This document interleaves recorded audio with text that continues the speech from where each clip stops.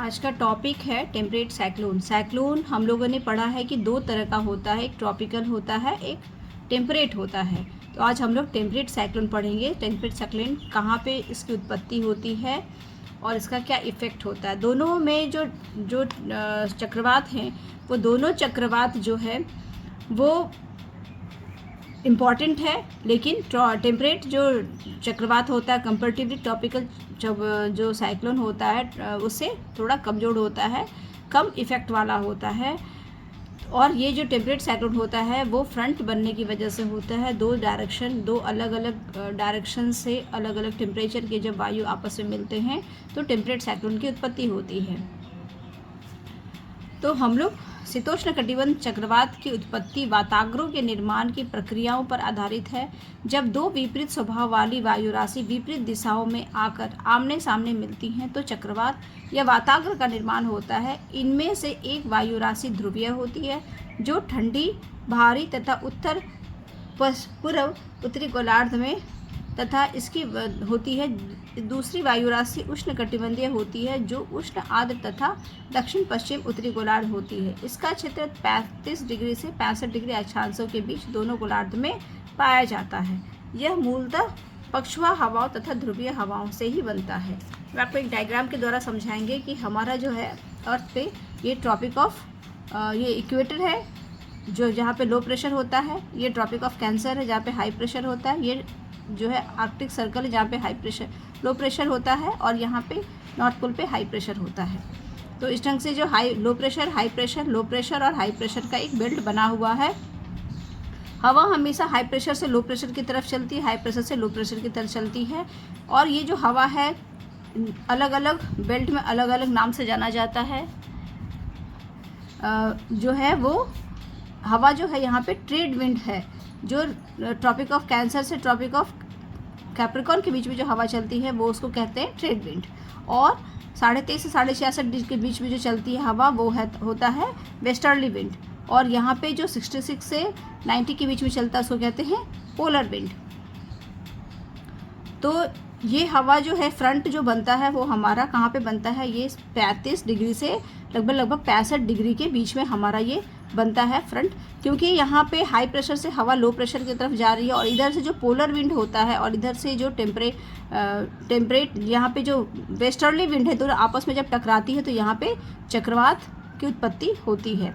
वैसे ही यहाँ पे जो है 35 डिग्री के आसपास जो है से 65 डिग्री के आसपास के बीच में ये वाला जो एरिया होता है ट्रॉपिक ऑफ कैंसर से ये वेस्टर्ली विंड चलती है और यहाँ से पोलर विंड, ठंडी विंड आपस में दोनों टकराती है तो यहाँ पे साइक्लोन, यहाँ पे टेम्परेट साइक्लोन की उत्पत्ति होती है। बेसिकली इसमें होता है कि दोनों जो विंड होती है अपोजिट डायरेक्शन से आती है और दोनों का टेम्परेचर अलग अलग होता है, जिसकी वजह से यहाँ पे फ्रंटोजेनेसिस की उत्पत्ति होती है।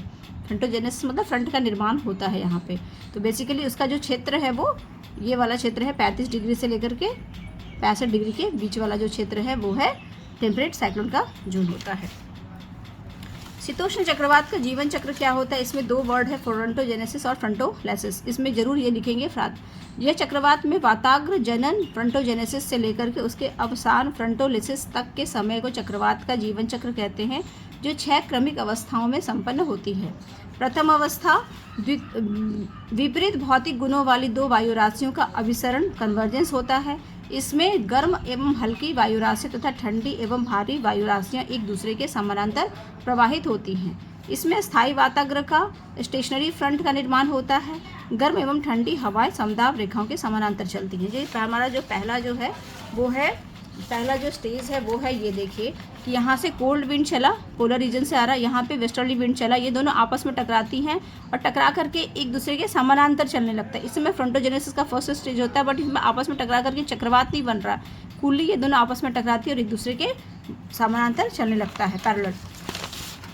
दूसरी अवस्था इसमें गर्म एवं ठंडी वायु राशि एक दूसरे के क्षेत्र में बलात् प्रवेश करते, मतलब एक दूसरे में जब घुसने की कोशिश करते, जब किसी का स्पीड ज़्यादा होता है तो घुसने की प्रस्फीट करते हैं, जिस कारण स्थायी वाताग्र का संतुलन विक्षुब्ध हो जाता है तथा एक अस्थिर वाताग्र का निर्माण हो जाता है जो लहरनुमा होता है। इसमें वायु राशि जो है जब एक दूसरे के क्षेत्र में ज़बरदस्ती प्रवेश करती है, जैसे कभी क्या होता है कि पोलर जो है हमारा नॉर्थ पोल की तरफ में लैंड अगर अधिक है तो लैंड अधिक में हवा जो है ना वो ज़्यादा ठंडी होती है, तो लैंड से जो हवा जो चलती है वो तेज़ स्पीड में चलती है। कंपेरेटिवली जो है यहाँ पे क्या है, जहाँ पे मान लीजिए लैंड है इस एरिया में, तो लैंड वाले जगह पे स्पीड हवा चलेगी, जबकि यहाँ पे समुद्री बीच में अगर है तो यहाँ पे स्पीड पोलर रीजन से कम स्लो होगा। तो ये होता है, तो किसका प्रवेश किस स्पीड से होता है इस पर डिपेंड करता है। तीसरा स्टेज है कि इसे जो पौधावस्था कहते हैं, मैच्योर स्टेज कहते हैं, मैच्योर स्टेज कहते हैं। इस समय चक्रवात का पूर्ण विकास हो जाता तथा समदाब रेखाएं लगभग गोलाकार होती हैं। उष्ण एवं शीत वाताग्र का पूर्णतः विकास हो जाता है तथा इन दोनों वाताग्रों का उष्ण वृत्तांश वाम सेक्टर द्वारा अलगाव होता है। यहाँ पे आप देखेंगे कि ये वाला जो स्टेज है, थर्ड स्टेज है ना, यहाँ पे जो एक दूसरे में प्रवेश करती है, और जब इसमें दो सेक्टर होते हैं, वार्म सेक्टर होते हैं, कोल्ड सेक्टर होते हैं। वार्म सेक्टर यहाँ पे वार्म होता है, ये जो अधिक जो तेज होगा, अगर वार्म सेक्टर का वार्म हवा अधिक तेज़ी से आगे बढ़ेगा तो इसको वार्म सेक्टर कहेंगे। जहाँ पे अगर कोल्ड सेक्टर का जो हवा है वो स्पीड से, उसका अगर स्पीड होगा, वो उसका स्पीड ज़्यादा होगा तो उसको कोल्ड सेक्टर कहेंगे, उस सेक्टर का निर्माण ज़्यादा होगा। दोनों वाताग्रों का उष्ण वृत्तांश वाम सेक्टर द्वारा अलगाव होता है। उष्ण वाताग्र के अपेक्षा शीत वाताग्र में तेज गति से आगे बढ़ने के कारण उष्ण वृत्तांश लगातार सकरा होता जाता है। जैसे बताया कि तेज वाला जो शीत वाताग्र कोल्ड सेक्टर, वो अगर स्पीड उसका रहेगा तो जो वार्म सेक्टर है वो सकड़ा होता है, तो उसका इफेक्ट कम होते जाता है। गर्म वायु में ही दोनों वाताग्रों उष्ण एवं शीत वाताग्र के सहारे बलात् ऊपर उठाई जाती है। अतः इसमें यदि पर्याप्त नहीं होती है तो एडियाबैटिक विधि से शीतलन, कूलिंग तथा संघनन, कंडेंसेशन होने पर यह वाताग्र पर्याप्त वर्षा करती है।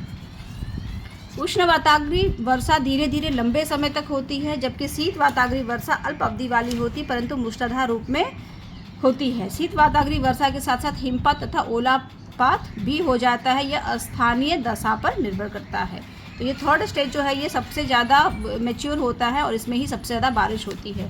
फोर्थ स्टेज है, इसमें शीत वाताग्र की तेज़ी के आगे बढ़ने के कारण उष्ण वृत्तांश संकुचित होने लगता है, क्योंकि उष्ण वाताग्र की अपेक्षा अधिक तेज गति से कारण शीत वाताग्र उष्ण वाताग्र के समीप आ जाता है।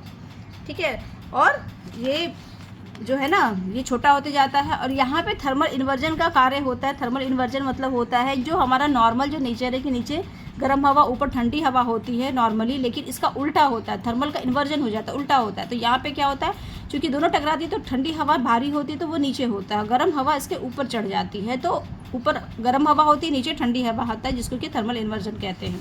पांचवा अवस्था इसमें चक्रवात का अवसान होना प्रारंभ है, मतलब ये खत्म होने लगता है, जबकि शीत वाताग्र उष्ण वाताग्र का आंतरिक रूप से अभिलेखन ओवरटेकिंग कर लेता है तथा अधिविष्ट वाताग्र का निर्माण होता है और इसे अधिधारण अवस्था कहते हैं।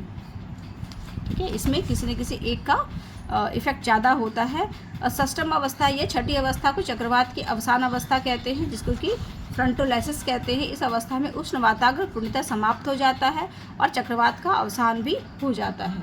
इस ढंग से हमारा जो है चारों जो है ये चौथा स्टेज होता है, और ये पांचवा स्टेज है जो कि हमारा जिसमें कि क्लोज होते जा रहा वार्म सेक्टर देखेंगे, ये जो है वो छोटा होते जा रहा, और यहाँ पे अंत में पैरेलल हो जाता है, पैरेलल होकर के दोनों खत्म हो जाता है।